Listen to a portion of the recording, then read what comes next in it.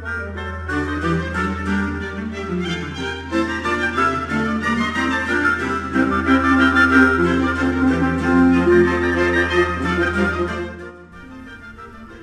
welcome to Bach in Baltimore's virtual concert series.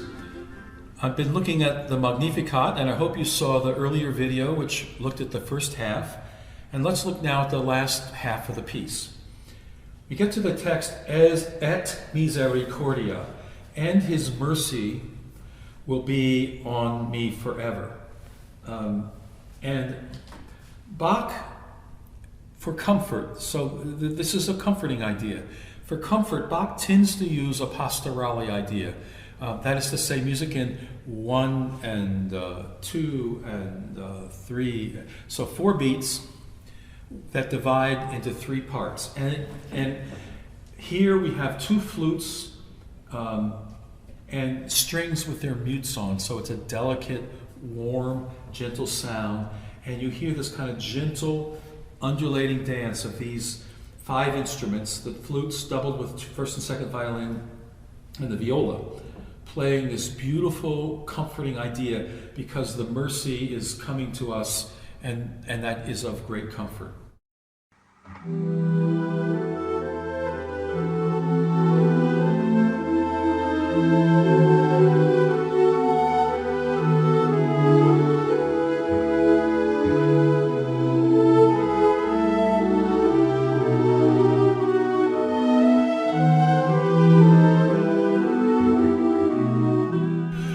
Underneath the flutes, which you just heard on that beautiful recording, the low instruments of the orchestra have an accompaniment, and this is it. I'm going to play it for you first and ask you if you can imagine what it is.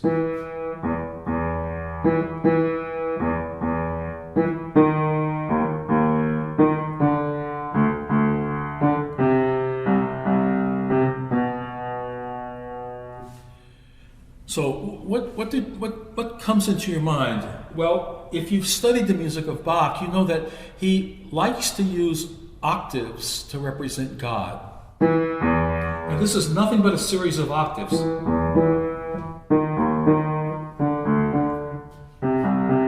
And they descend in a chromatic way, don't they?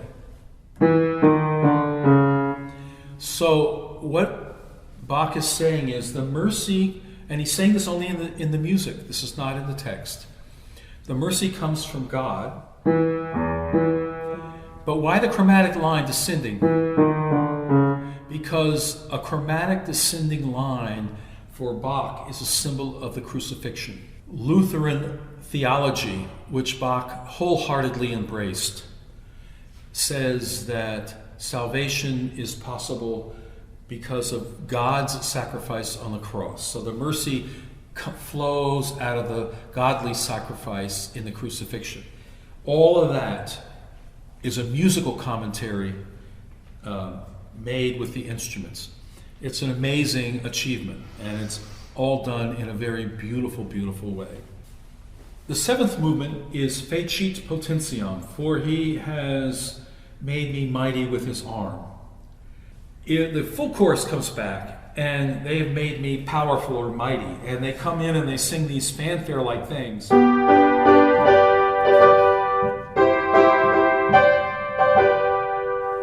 That just sound like a royal, powerful thing. And then with his arm. And as you can see in the score, that you have this block of sound, and then there's one line that comes out. It's like a torso with an extended arm, the almighty arm extending out. And what you see is on the word potentiam, he's made cum brachio suo, with his arm. And here's the sound of the arm.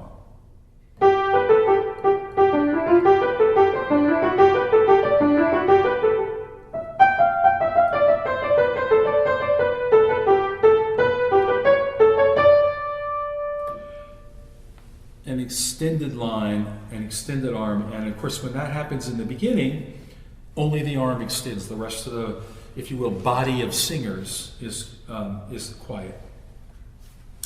Our tenor now comes in the next piece in an aria, the Posui, for he has sent the mighty away, and This is done, if we had an arm making powerful, now that arm, it just, with a little flick of the almighty wrist, really, the powerful are knocked off their thrones. The immoral, powerful leaders of the world are just knocked aside.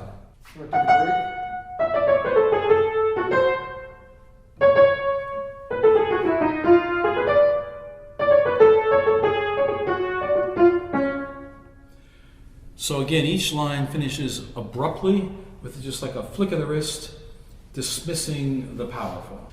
Two flutes come in the next movement to accompany the alto, and they sing, "He hath filled the hungry with good things."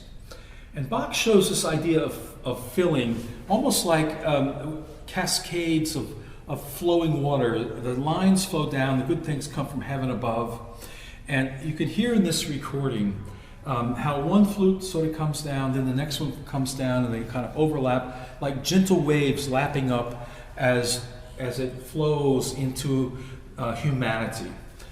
So he has filled the hungry with good things, and with the good things flow downward from heaven above into humanity down below.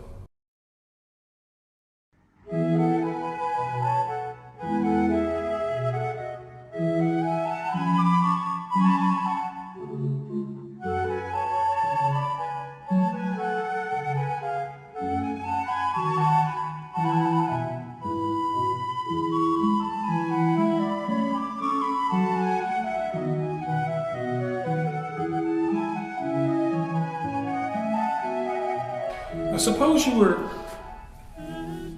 out and about and you heard some music coming in and the doors were open and you were allowed to come join a concert, and when you came in, you heard a very fine choir singing this.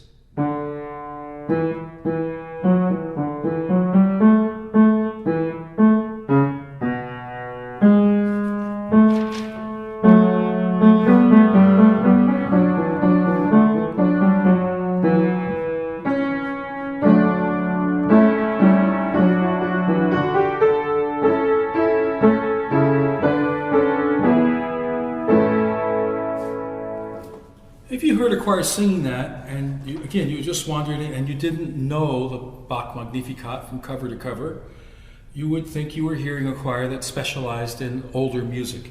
That piece is actually written in the style of Palestrina. Palestrina was Bach's musical forebearer, born in 1515, so born 150 years exactly before Bach. Because the text here is sicut locutus est ad patres nostrum, Abraham, as he has promised to our forefathers, Abraham and his seed forever. So Bach goes back to his musical forefather and uses his musical forefather's musical style to show the lineage of that promise, which goes backward in time. And just as Palestrina would have done, the melody moves by steps.